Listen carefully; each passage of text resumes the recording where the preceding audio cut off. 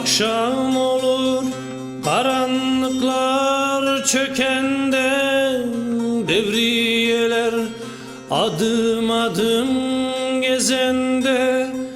Akşam olur karanlıklar çökende, devriyeler adım adım gezende. Kar kaplamış solmuş gülleri görende, sarılıp dallarına öpesim gelir. Kar kaplamış solmuş gülleri görende,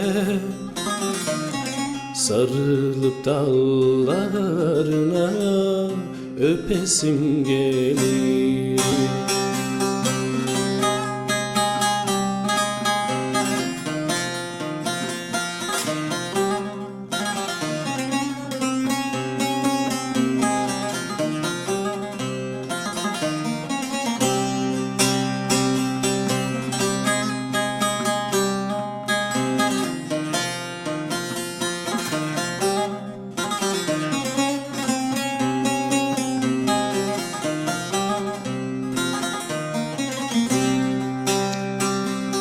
Sanki gökten kar yerine kan yağıyor, kar altında üşümüş bir çocuk ağlıyor.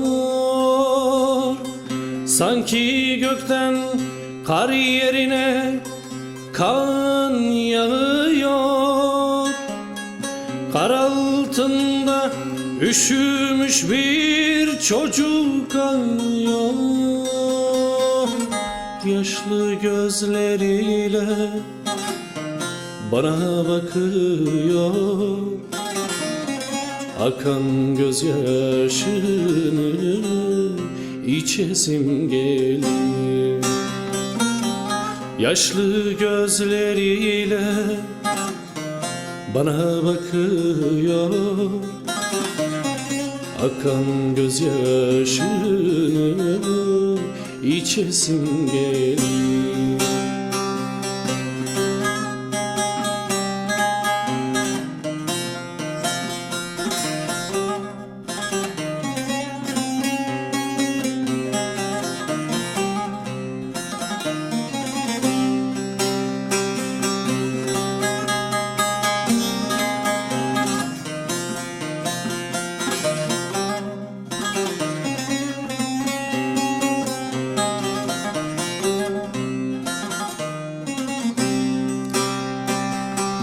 İşte böyle karanlıklar içinde, devriyeler adım adım gezende.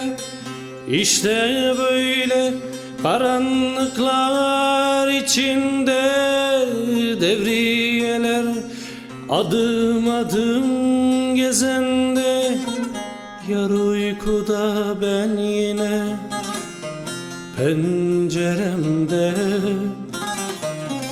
doğacak güneşi göresim gelir.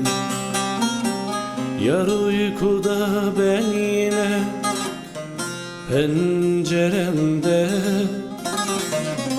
doğacak güneşi göresim gelir.